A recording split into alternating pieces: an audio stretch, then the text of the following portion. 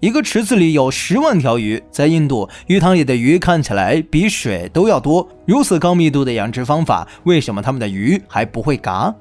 印度一直是一个神奇的存在，在很多资料里，我们都能看到印度的火车不仅座位上坐满了人，就连窗户外面都挂满了人。实际上，印度的拥挤不只体现在坐火车这件事上，他们就连养鱼的时候都喜欢挤在一起。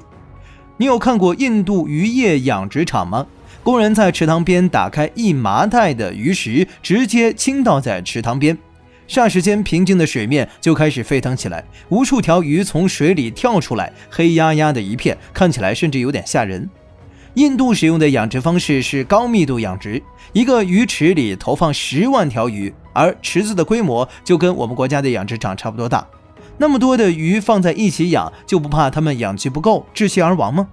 如果是传统的封闭式鱼池，那么这些鱼就凶多吉少了。为了保证每条鱼都有足够的氧气，印度人直接在鱼塘底下凿了个洞，这样鱼池底部可以进水，鱼池上端还设计了出水管，2个口子一起循环进水和出水，用活水来解决鱼池的供氧问题。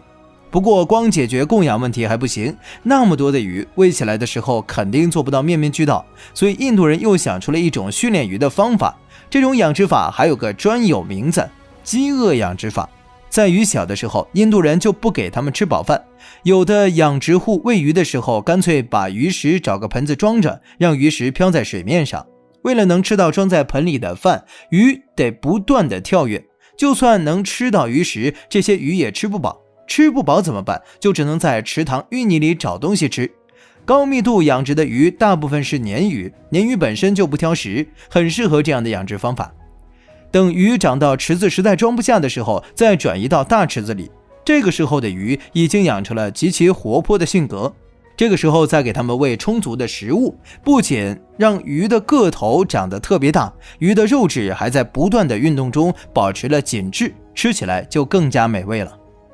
这样的养殖方法既能节省养殖面积和成本，让鱼的价格变得更经济实惠，养出来的鱼还个个肥大鲜美，深受消费者的欢迎。印度凭借独特的养殖技术，成功坐上了世界渔业出口量第1的宝座。